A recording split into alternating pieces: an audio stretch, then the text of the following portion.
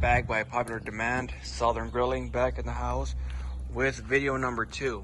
This time we're going to be smoking some pork chops.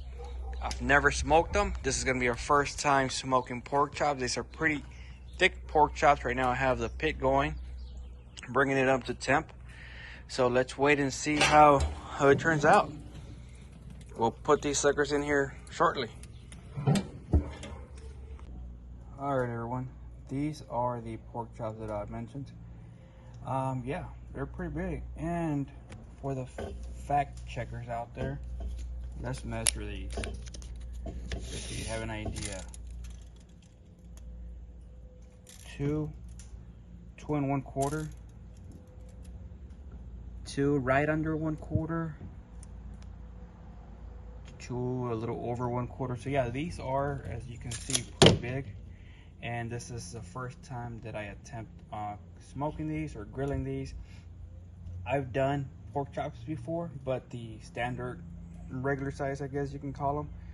These have 2 or 3 bones in them, so these are pretty thick. We're gonna see what we can do with these today. Let's start seasoning them. All right, so what I'm using today, as you can see, is wood charcoal to start my fire. This is mainly, what's it called? Mesquite charcoal wood. And then the actual piece of wood is a piece of oak, so they can get it nice and smoky. As you can see, it's starting to turn white. The good thing about using real charcoal wood is that you can start cooking even if they have not all turned white. They're not like briquettes. So at this time, I feel comfortable with putting the meat in here. We do have the clean smoke, as you can see, and this is where we're going to be cooking today. All right, so we're going to be using some Worcestershire sauce only, because I know you can criticize how I say it. Nobody says it right. I don't for sure, but we're going to be using this as a binder. And then this is a mix. It's not a special mix. I'll tell you what it is. This is my own mix. It's not what it's called here. I just reused the shaker. So like I said, I've never done these, but I've been wanting to try them smoked. I've had them in restaurants. They're really good, very tender. So I'm, why not try to cook my own?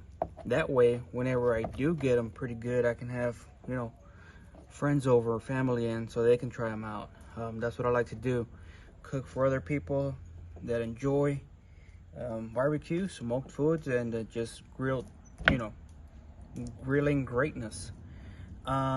These are just gonna be for me and my wife. These are gonna be trial and error. See if they work, see if they don't. Switch it up if they don't, of course. It's always with grilling and barbecuing, it's always a trial and error. See what works, see what doesn't. So now I'm gonna put some rub. This rub is mainly salt, pepper, garlic, a little bit of paprika, and then I think that's it. But the reason that I like to do my own is because this is fresh cracked pepper. So fresh cracked pepper always gives food a lot of flavor, instead of buying something that's been sitting on the shelf for who knows how long. As you can tell, I'm putting a whole lot of seasoning on them. These are some pretty fat pieces of meat, so I'm sure that even after they're done, it might need a little more seasoning after that. So be generous. We'll find out how they come out, and I'll let you guys know if they were over seasoned or under. But by my experience, something this thick, you cannot over season. So look at all that. That is nice. A lot of inner fat in here in the main meat section. A little more. I think we should be good. Well, no, look at this thing. A little more here. And This one looks good. All right, let's go see if the smoker's ready. All right, quick update. I put these in there already. As you can see, I put the bone facing the fire, the hottest part where the fire or the heat is coming from. That way it can protect the meat from the other side. So the bones are take the main heat and won't cook so fast. I don't have much time. This is in the afternoon. I got about 2 more hours of light here. And so I'm not sure, because I've never cooked this, how long it's gonna take. I'm estimating 3 to 4 hours, but we'll find out. I also put a digital thermometer on here so that I can review the temperature while I'm inside the house. And let's see how this goes. All right, everyone, it's been an hour and it's time to spray these. They're looking good. They're looking pretty good. Nice color so far. Nice caramel color. You see the bones starting to stick out just slightly. Let's spray these.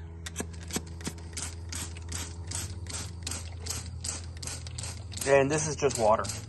I know a lot of people use apple cider vinegar. I didn't have any. I'm just using what I have. And I didn't prep for these. This was a last minute thing.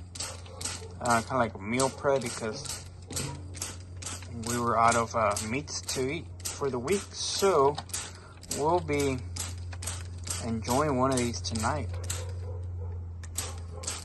One each, of course. And then the other one probably tomorrow. And this is the beer of tonight. It's a local beer, Brazos Valley Ringo Honeymoon. It's a Mexican amber lager, and they're located in Hempstead, Texas. There you go. You want to check them out. They're pretty good. All right, this is hour number 2 of this cook. Let's see what they're looking like. If I can zoom in, there you go. All right. Let's check them out.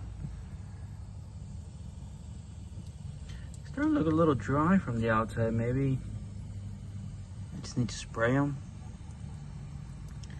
But yeah, that's the current scenario. They're looking good. Let's look at this side. They're looking pretty good. Now let's spray them. It is about to be 7 o'clock Central, and I have no more sun. I'm just using my backyard light here. So let's keep going. I'm not even gonna probe them yet, because there's still blood coming out. There's still juices coming out. So these things are not even close to being ready, but they do have a very nice color. I'm thinking if I should flip them or not, but I'm just gonna let them ride. I won't flip them. And we'll come back on hour number 3.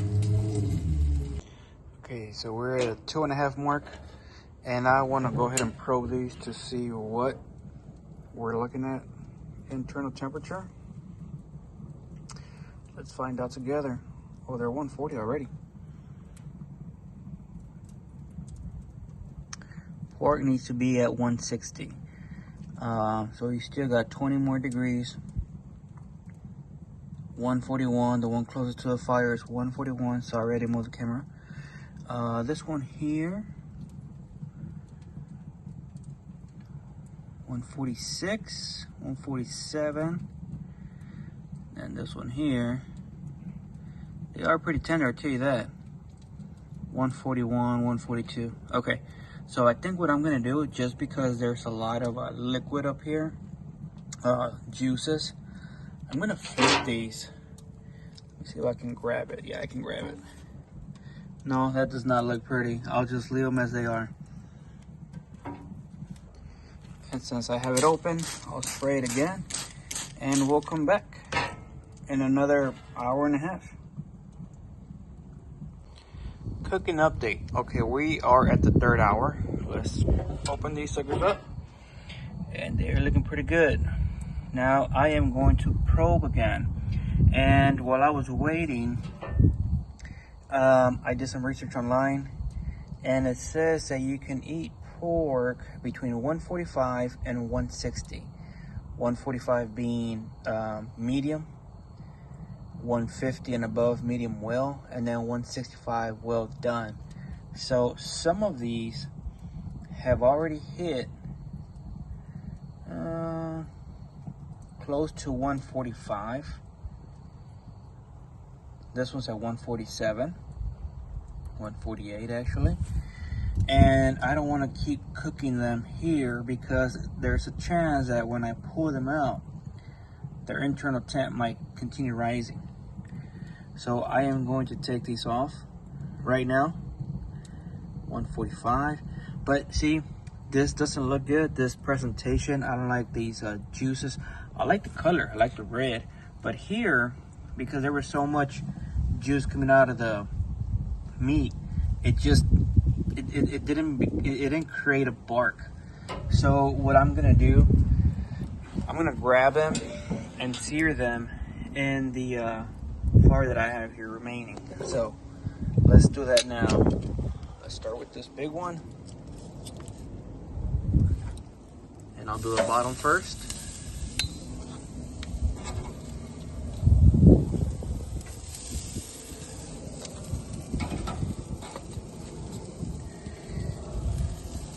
Any suggestions, any comments, any criticism, feel free to leave in the chat. I actually like positive and negative feedback. That way I know what to work on. So I'm gonna close these up, let them sit there for a little bit. All right, everyone, so this is the final result. I pulled them off. They've been resting here for 5-6 minutes. And as you can see, these things look juicy. And we're about to cut into them in a little bit so that we can see what they taste like. For now, let's probe them and see where they are in temperature, internal. Perfect, 147, 148. And then this one here is the biggest one. We'll do this one next. That is at 155. And this is the one we're gonna cut, see what it looks like. So in order to do that, I'm gonna move this out of the way. I'm gonna bring one, separate this one. And let me get a better angle on this because you can't really see what's going on.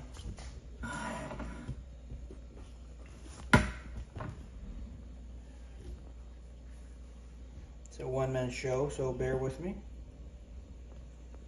That's a good angle. All right, let's cut this thing.